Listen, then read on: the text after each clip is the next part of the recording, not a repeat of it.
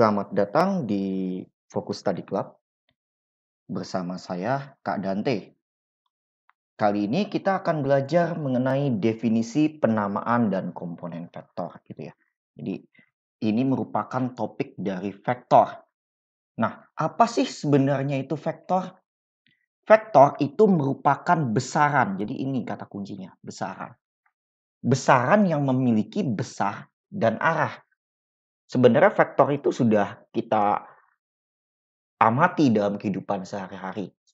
Apa sih yang memiliki besar dan arah? Contoh yang paling sering kita pakai itu adalah misalnya kecepatan gitu ya.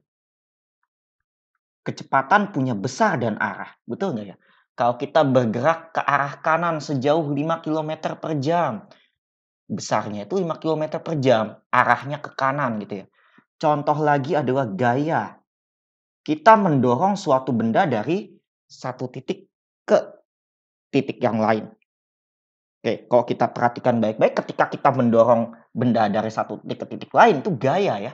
Ada besar gaya yang kita berikan kepada benda tersebut akan mengalami perubahan posisi gitu kan ya. Itu gaya. Kemudian contohnya lagi misalnya vektor perpindahan, itu juga termasuk perpindahan. Perpindahan itu juga termasuk vektor. Kita punya dari titik A gitu ya. Kita berpindah ke titik B di sini. Dari A kita pergi ke B gitu ya. Nah, itu vektor. Kenapa besar dari A ke B di sini panjangnya itu merupakan besar vektornya. Sedangkan kalau kita lihat dari A ke B arahnya agak serong ke kanan sepertinya. Ini menunjukkan arahnya dia. Maka dari itu vektor itu punya dua komponen paling terpenting kesimpulannya. Dia harus punya besar dan dia harus punya arah. Jadi nggak bisa dia punya besar saja atau arah saja. Itu adalah poin pertama yang paling terpenting dalam kita mengetahui, mendefinisikan tentang vektor. Poin kedua yang paling penting adalah kalau misalnya kita perhatikan pada waktu kita menuliskan vektor, maka vektor itu selalu pemberian namanya itu dengan huruf kecil bergaris atas atau menyebut titik pangkal dan ujungnya. Contohnya misalkan kita punya suatu vektor yang kita nyatakan dalam bentuk garis ya. Biasanya vektor memang dinyatakan dalam wujud garis seperti itu kalau kita lihat ya.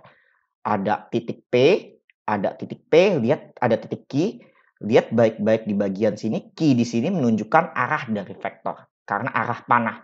Sedangkan panjang dari garis tersebut di sini menunjukkan besar atau panjang vektornya berapa. Oke, maka penulisan vektor ada dua jenis. Kita bisa menamakan dia dalam wujud huruf kecil dengan garis di atasnya seperti ini. Kalau kita perhatikan vektor A. Oke, atau bisa kita ambil dengan menggunakan huruf besar, ujung dan pangkalnya kita sebutkan. Masalahnya tolong diperhatikan baik-baik. Kalau kita mau lihat arahnya kan dari P ke Q, maka jangan kita tulis QP.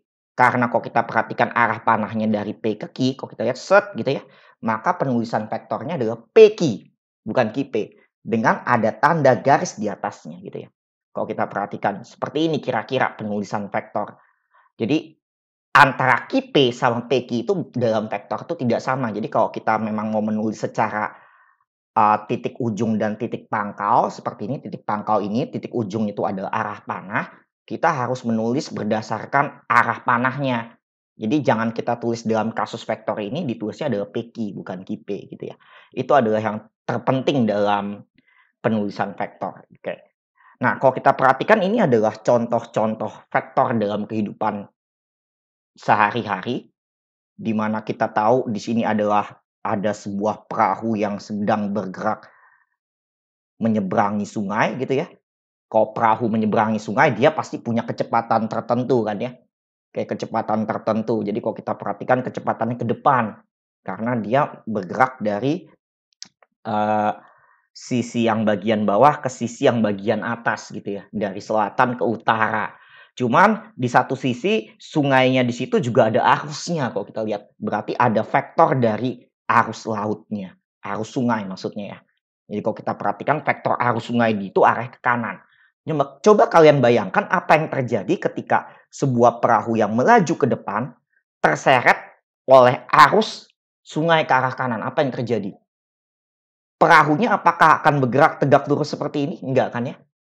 Berdasarkan pengalaman kita sehari-hari, perahunya akan bergerak mencong ke arah kanan gitu ya, akan bergerak miring gitu ya, ke arah kanan. Nah, ini adalah aplikasi dari vektor. Itulah kenapa pentingnya kita belajar vektor. Begitu kita bisa mengidentifikasi vektor dalam suatu sistem, kita bisa menebak apa yang akan terjadi pada sistem tersebut. Jadi kalau kita perhatikan, perahunya ke arah atas vektornya, arus sungai ke arah kanan, maka otomatis secara secara pengalaman kita sehari-hari, perahu tidak akan bergerak lurus ya, perahu akan bergerak miring. Kita bisa mengidentifikasi itu. Contohnya lagi di sini adalah vektor gaya gitu, ada 2 orang perempuan gitu ya, sedang mendorong seorang anak laki-laki di kereta gitu ya. Kita perhatikan di sini ada banyak vektor sebenarnya yang terlibat. Ada vektor gaya, gaya itu menunjukkan pada waktu kalau kita perhatikan 2 orang perempuan di sini mendorong anak laki-laki tersebut berarti ada dorongan, ada gaya gitu ya. Kemudian begitu dia dorong akan terjadi kecepatan. Kecepatan juga merupakan vektor. Kecepatan dia akan mulai melaju seperti itu ke arah kanan. Gaya yang diberikan dan kecepatan yang terjadi sama-sama punya arah. Dan pasti sama-sama punya besar. Maka dari itu ini adalah contoh vektor dalam kehidupan sehari-hari. Kasusnya juga seperti ini ya, di mana seorang ibu sedang mendorong kereta mainan yang dinaiki oleh anaknya. Kita lihat ada gaya yang diberikan oleh ibu tersebut, dalam hal ini ke arah kanan. Otomatis dia juga pasti punya besar ya. Ya kalau misalnya vektor tersebut besarnya belum melampaui, kalau secara fisika belum melampaui setidak-tidaknya berat yang dimiliki oleh anak tersebut untuk melawan gaya geseknya, dia nggak akan pernah bisa melaju kok secara fisika seperti itu. Tapi ada gaya yang diberikan supaya anak ini bisa bergerak. Kalau kita perhatikan, kalau kita buat diagram bebasnya gitu ya, diagram bebas, vektor apa aja kita bisa mengidentifikasi dia punya gaya, itu ya F1. F1 itu adalah gaya yang diberikan oleh perempuan yang bagian berbaju pink. Oke.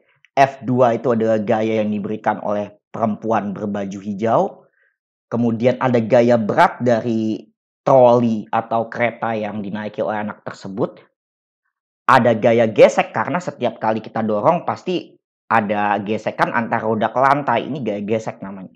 Ada gaya gesek antara roda ke lantai dan juga ada gaya normal kok di fisika yang arahnya selalu ke atas. Jadi ini adalah salah satu contoh diagram vektor. Oke. Nah, bagaimana cara kita mendefinisikan vektor berdasarkan komponennya?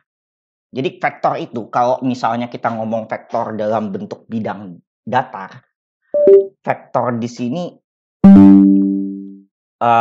dalam bentuk bidang datar itu bisa kita, eee, identifikasi berdasarkan komponen-komponen. Jadi kalau anggap aja tadi kita punya vektor PQ ya, di mana kita punya koordinat P itu adalah XP, YP seperti kita lihat di sini, oke. Dan kita punya koordinat Q itu adalah XQ, YQ. Maka kalau kita bisa mengidentifikasi vektor tersebut dalam komponen dia terhadap sumbu X atau komponen dia terhadap sumbu Y. Oke. Komponen dia terhadap sumbu X itu merupakan kalau kita perhatikan dari titik sini ke sini kita proyeksikan sehingga kita akan bikin bentuk segitiga siku-siku ini. XP, YP sama XQ, YQ kita ambil X-nya doang. Ini XP, YP kan? Ini XP aja ya dalam patokan X ya. Ini adalah kalau kita bikin dia dalam bentuk kartesius, gitu ya. Ini adalah XP. Ini adalah XQ, betul nggak? Di sini adalah YP. Di sini adalah YQ, gitu ya. Maka setiap komponen di sini bisa kita tulis dalam bentuk wujud sumbu X dan sumbu Y. Terhadap sumbu X, dia akan menjadi XQ kurang XP. Jadi karena kan arahnya ke arah Q ya, dari P ke arah Q ya. Berarti bukan XP kurang XQ, karena dia akhirannya diletaknya di Q, awalannya letaknya di P. Jadinya XQ kurang XP terhadap sumbu X. Sedangkan terhadap sumbu Y-nya kita akan dapat YQ kurang YP. Nah, inilah yang namanya komponen vektor. Nah, biasanya komponen vektor ini ditulis dalam wujud yang namanya matriks vektor. Oke, jadi kalau kita perhatikan, kalau poin pertama di sini lebih ke arah bagaimana dalam Kartesius, cuman secara matematika penulisannya itu dinyatakan dalam bentuk aljabar. Dalam bentuk yang dinamakan matriks kolom. Matriks kolom itu adalah suatu komponen kayak gini ya, kayak kita bikin kurung. Yang bagian atasnya itu adalah komponen horizontal, bagian bawah itu komponen vertikal. Ini adalah yang paling sering digunakan kalau dalam matematika. Jadi yang bagian atasnya XQ kurang XP, kalau kita perhatikan. Yang bagian bawahnya YQ kurang YP. Oke, jadi kalau misalnya kita punya, anggaplah kita punya koordinat, kita ambil koordinatnya dulu ya, misal. Dalam kasus ini anggap aja di sini adalah 1 gitu ya. Anggap aja di sini adalah 4 gitu ya. Anggap aja di sini adalah 2, anggap aja di sini 5. Berarti secara komponen vektor kita akan dapat keadaannya di situ adalah kalau dalam kasus kayak gini, kita akan dapat vektor PQ merupakan yang bagian atas itu adalah komponen sumbu X, berarti 4 kurang 1. Yang bagian bawah itu adalah komponen sumbu Y, berarti 5 kurang 2. Kita akan dapat vektornya adalah 3, 3. Nah, ini adalah yang namanya notasi matriks. Kayak dalam bentuk aljabar yang biasa dinyatakan dalam bentuk kurung seperti ini ya, modelannya. Jadi, yang bagian atas menyatakan komponen sumbu X, yang bagian bawah menyatakan komponen sumbu Y. Gitu ya. Nah, bisa juga dinyatakan dalam bentuk vektor basis. Vektor basis ini di matematika agak kurang digunakan, cuman di fisika lebih banyak pengaruhnya ya. Jadi dinyatakan dalam bentuk I dan J. Jadi kalau kita punya bagian sini kita sepakat tadi adalah XQ min XP itu anggap aja adalah A1, YQ kurang YP tadi adalah B1, maka komponen di sini, komponen yang dalam bentuk matriks ini bisa kita ubah dalam bentuk vektor basis yang seperti ini. A1I tambah B1J. I di situ menunjukkan dia sumbu X, J di sini menunjukkan sumbu Y. Sebenarnya kalau dalam 3 dimensi ada lagi K. Cuman karena kita masih belajar dalam bentuk bidang datar, kita pakai I dan J dulu. Jadi dalam bentuk seperti ini, kalau misalnya kita mau ubah dalam bentuk vektor basis, bisa. Tulisnya gimana jadinya? Maka vektor PQ itu dinyatakan dalam bentuk 3I tambah 3J. Nah, jadi ada garis ya. Garis di sini menyatakan vektor. Karena kok vektor itu selalu itunya ditulis bagian atasnya dengan garis sesuai dengan slide pertama tadi. Oke? Oke, jadi ini yang namanya komponen vektor ya. Nah, yang ketiga, kalau misalnya kita tahu vektor dalam wujud matriksnya, yaitu komponen sumbu X dan sumbu Y-nya atau dalam I dan J-nya, maka bisa kita cari panjang atau besar dari vektor tersebut. Poin ketiga di sini. Jadi kalau kita perhatikan, kalau kita punya suatu vektor AB, di mana vektor AB itu adalah komponen X-nya itu adalah A dan komponen Y-nya adalah B, maka panjang vektor itu dinyatakan dalam wujud harga mutlak seperti ini ya. Jadi ini dibacanya itu adalah panjang vektor AB. Oke. Jadi ini agak itu ya, mutlak di sini itu kalau dalam vektor itu artinya panjangnya. Jadi bedakan antara tidak ada mutlak sama ada mutlak. Kalau ada mutlak berarti kita disuruh mencari panjang vektor. Oke, jadi panjang vektor AB itu adalah akar dari komponen X dikuadratkan ditambah dengan komponen Y dikuadratkan. Gitu ya. Nah, coba kita ambil contoh dari soal di sini ya, kalau kita perhatikan. Jadi kita punya vektor AB, vektor AC di situ ya. Ada 2 buah vektor pada kasus kotak-kotak seperti ini. Kita mau mencari komponen X, komponen Y, dan matriks vektornya. Oke. Jadi setiap kali kita mau mencari komponen dalam bentuk kotak-kotak seperti ini, biasanya pangkalnya itu kita bikin koordinatnya 0, 0 dulu aja. Jadi supaya enak, di bagian sini itu kita anggap dia koordinatnya 0. Oke, jadi ibarat seperti itu. Pangkalnya itu jadikan koordinat 0. Ujungnya itu, jadi kalau kita perhatikan, kita lihat vektor AB, dia ke arah serong, ke arah kanan atas. Vektor C, AC, dia arah kanan. Oke, kita mau cari, ambil contoh, kita kerjain dulu vektor AB, kita mau cari komponen X. Jadi ibarat sama kayak tadi, dari A ke B, kita buat kayak semacam segitiga gitu ya. Set, set, set, set, set, set, gitu ya. Set, set, set, set, set, gitu ya. Kalau kita perhatikan, yang bagian sini, itu adalah komponen sumbu Y. Yang bagian sini, ini adalah komponen sumbu X. Dari vektor AB sendiri, ya kalau patokannya di sini 0, kita lihat berapa banyak kotaknya, ini 1, 2, 3 gitu ya. 1, 2, 3 gitu ya. Berarti komponen X-nya adalah 3 kurang 0 dong ya. Kalau kita perhatikan nih 3 kan. 3 kurang 0.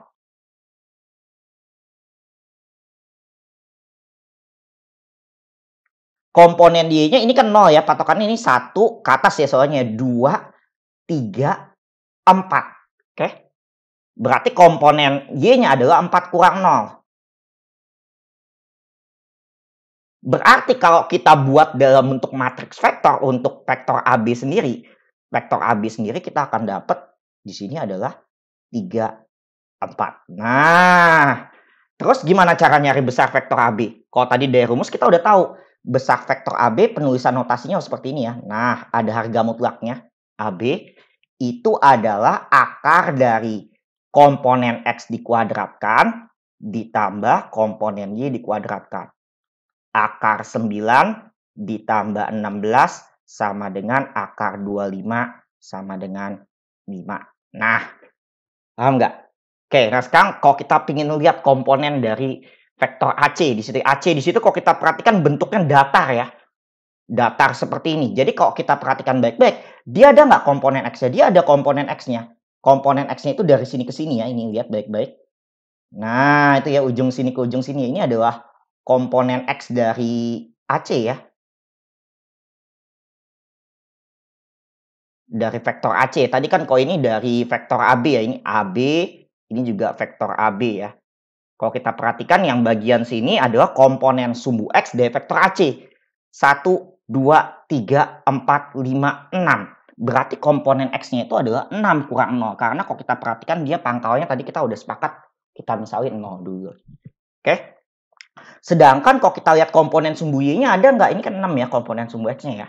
Komponen sumbu Y-nya ada nggak? Nggak ada, karena dia mendatar. Dia tidak ada kenaikan sama sekali terhadap sumbu Y. Maka komponen Y-nya kita bisa tulis 0 juga. Karena dia nggak ada kenaikan terhadap sumbu Y sama sekali. Maka matriks vektornya kita tulis dalam bentuk atas 6, bawah 0. Nah, gitu ya. Maka kalau ditanya besar vektor AC itu pasti sama dengan akar dari komponen sumbu X dikuadratkan ditambah komponen sumbu Y dikuadratkan. Akar 36 ya, 6. Dalam kasus vektor yang cuma ada arahnya sumbu X atau sumbu Y saja, maka besar vektornya pasti sama dengan komponen vektor tersebut. Kalau kita ambil contoh, ini kan vektor AC ya. Vektor AC ini cuma ada terhadap sumbu X saja. Otomatis besarnya sama dengan komponen dia terhadap sumbu X. Begitu ya, kalau kita perhatikan sama kan. Nah, kita lihat coba kita ambil contoh soal yang lain untuk kasus soal seperti ini. Jadi, dia ada 2 buah vektor lagi di sini untuk komponen vektor gitu ya. Ada DF, ada DE gitu ya. Kalau kita perhatikan ada 2 buah vektor lagi, ada DF, ada DE. Oke. Nah, kita disuruh mencari komponen vektor dari DF dan komponen dari vektor dari DE. Oke, ingat, biasakan kalau kita punya pangkal vektornya itu kita bikin aja koordinat 0 ya di sini ya, koordinat 0 ya. Tapi hati-hati di sini arahnya dia agak serong ke kiri. Oke, jadi karena dia ada arah, patokannya itu kok ke arah kiri itu kalian harus hati-hati. Karena vektor itu dia sangat sensitif terhadap tanda plus sama minus. Jadi kalau kita mau bikin komponen terhadap DF, berarti kan kita bikin segitiga ya, kayak semacam segitiga ya. Set, set, set, set, set gitu ya. Kayak gini, kayak segitiga tadi. Oke, seperti ini. Maka kalau 0 ke arah kiri terhadap sumbu X-nya nggak bisa kita bikin koordinatnya itu positif. Berarti anggap aja di sini min 1, min 2, min 3, min 4. Seperti itu. Berarti di titik sini koordinatnya jadinya min 4. Minus. Karena dia ke arah kiri. Kalau kita lihat yang tadi, dia masih proses ke arah kanan. Oke, jadi kalau dia ke arah kiri, otomatis tandanya harus minus. Kalau ke arah kanan, dia harusnya positif. Kalau ke arah atas, dia harus positif. Kalau ke arah bawah, dia negatif. Jadi selalu patokannya itu kayak semacam sumbu kartesius ya. Kalau kita ingat sumbu kartesius, bagian sini adalah sumbu X, bagian sini sumbu Y ya. Ini kan di sini positif, ini negatif, ini positif, ini negatif. Begitu juga dengan vektor pas waktu kita bikin komponennya. Karena ini bentuknya serong ke kiri, jadi ketika kita buat segitiga siku-sikunya untuk menyatakan komponen vektor, yang terhadap sumbu X arahnya ke kiri. Tapi yang terhadap sumbu Y-nya arahnya ke atas. Otomatis komponen vektor yang bagian sini negatif. Jadi ketika kita cari komponen sumbu X, berarti min 4 kurang 0, min 4. Kenapa? Akhir selalu kurang awal ya, kan awalnya di D ya. D ke F. Awalnya D itu 0, akhirnya di sini X-nya itu koordinat X-nya itu adalah min 4. Min 4 kurang 0. Nah, komponennya gimana? Karena dia arah ke atas, lihat ikutin arah panah, maka di sini positif. Ini kan 0 ya, berarti ini 1, ini 2, ini 3 gitu. Setiap petak kita nyatakan dalam satu aja.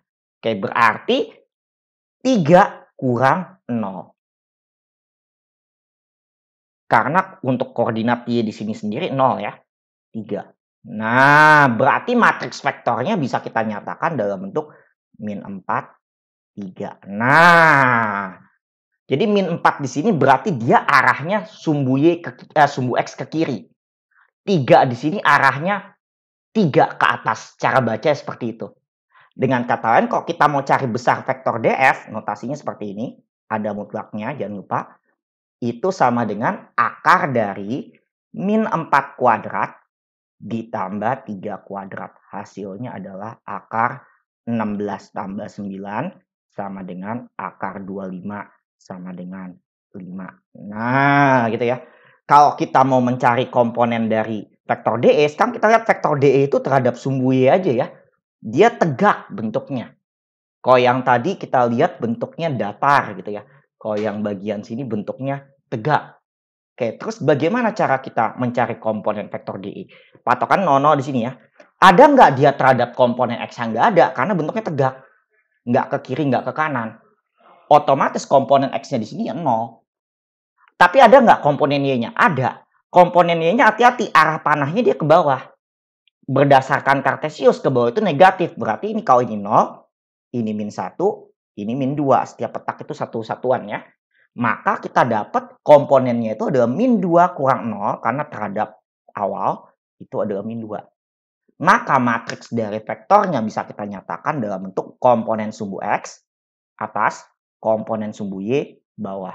Nah, berarti besar vektor DE itu adalah akar dari 0 kuadrat tambah min 2 kuadrat. Hasilnya 2. Nah, gitu ya.